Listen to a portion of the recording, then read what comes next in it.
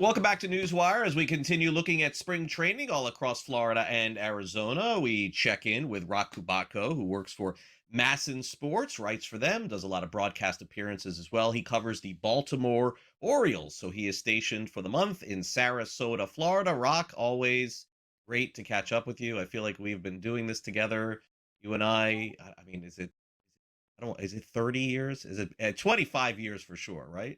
It's got to be Yeah, close enough. my first full year in the beat was 97, so it has been a Oh my while. gosh.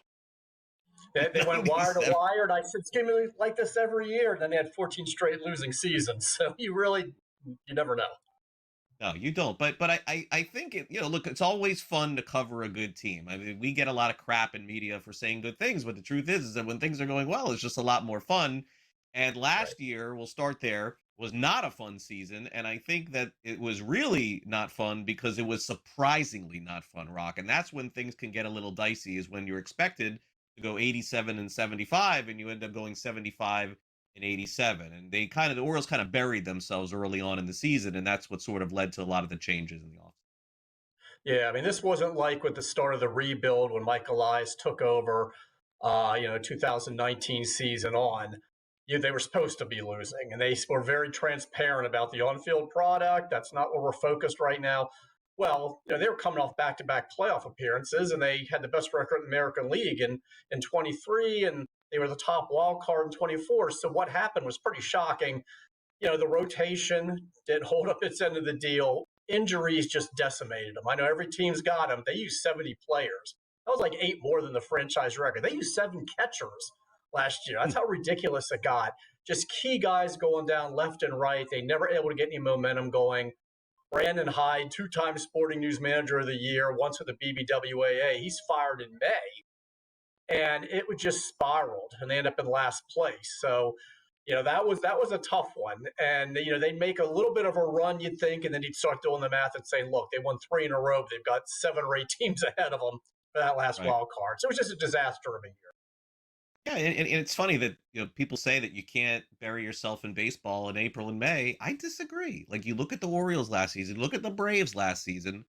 I mean, it is really hard to come back when you're that far under 500, even with 162 games. So, what did the Right. Orioles do? I mean, they never seem to push the full pedal down, but this is as close as it's going to be, I think, for the Orioles in an offseason. So they signed Pete Alonso, which is one of the more popular moves of the offseason, 5 years, $155 million. Then they make a trade to get Shane Baz, who they have to be in love with. I definitely want your thoughts on that because they gave a lot up to get him. They settle on Chris Bassitt to a 1-year deal, and they also add Taylor Ward from the Angels, who's going to help in the outfield as well. So 4 of the bigger moves, Alonso the marquee one, but it feels like the organization must love Baz from Tampa Bay to make the kind of move that they did for him. Yeah, but also Ryan Helsley is their new closer, so that was a pretty big one. They brought back Andrew Kittredge, but with Baz, I mean, I was a little surprised. I think a lot of people in the industry were like, "Wow, that's 4 prospects." I think there's a competitive balance pick thrown in there, but he's recovered from Tommy John. He made over 30 starts this past year. They love his stuff. I mean, his stuff is ace caliber. It's just putting it all together, which shows a lot of faith in their pitching program that they have here. And they just needed somebody like that they feel like they can depend on, who's going to go out. The same with Chris Bassitt. He's just going to keep giving you starts.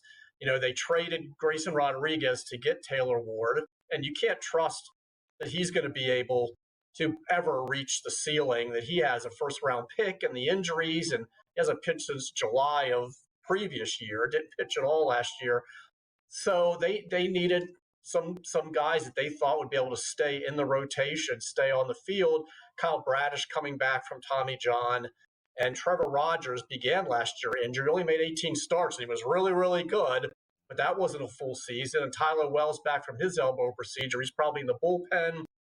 So, they had some questions. They needed some guys I felt like they could keep sending out there. And he got his elbow injury and surgery out of the way. And they love the stuff and watched him. I know it's only live BP, but you watch him throw and you kind of shake your head and say, yeah, that is what it looks like. And what's it going to look like once the lights come on and the season starts? Yeah, always interesting when you make a trade with the Rays. It's not to say that the Rays always win, because they don't. But when they are willing to trade a player, you always have to wonder, okay, why did they decide to do that? Sometimes they win, Right. sometimes they lose. A little bit overrated, in my opinion. All right, the lineup itself for the Orioles is, clearly fantastic here. It's supposed to be, at least on paper. I think it probably will be. Henderson, Ward, Rutschman, Alonso, Westberg at third, Basallo. Clearly, this is a projection for a big year for him. And then a little dicey at the end, and maybe some competition with Tyler O'Neill. O'Neill, when healthy, always good. When healthy, not a lot. Uh, Kowser at center field, and then Blaze Alexander, I guess, at second base. Guessing maybe that's not, is that in stone, or maybe some shifting around 7, 8, 9 there? I think there's some shifting. And also, Jordan Westberg, who right now has an oblique injury, but that happened about 4 weeks ago, and obliques linger. They feel like he's only going to miss a few exhibition games. He could move over to second. We could be seeing Blaze at third. We could see Coby Mayo at third. He's working out at third every day now. Never at first base, which is where they moved him last year. We weren't even sure if there was room on the roster for him, and now there could be. Jackson Holliday's watching the infield drills today, standing out there at second base, but he can't participate with that hamate bone surgery. So, but you're going to see Dylan Beavers a lot in the outfield, splitting time with O'Neill. They're going to try and keep O'Neill healthy. 3 times on the IL this past season with 3 different injuries. I think that's 17 in his career with 14 different body parts. But that's a 30 home run guy when he's healthy. And Alonso, of course, and Ward, those are 2 huge right-handed sluggers. They kept Ryan Mountcastle, at least for now. They need the core to come through. They need Gunnar to have a big year. They need Kowser to be much better. They think he is. They need Adley. He hasn't hit in a year and a half. They need him to get untracked. And so far, he's looked good. Again, live BP. And when Holliday's healthy, all these guys have to contribute, or Alonso and Ward aren't going to be enough. Those core returners have to be big for them. Rock, 30 seconds to go. Do you think fans are more satisfied with this offseason the Orioles have had? I know they've been complaining the last couple of years.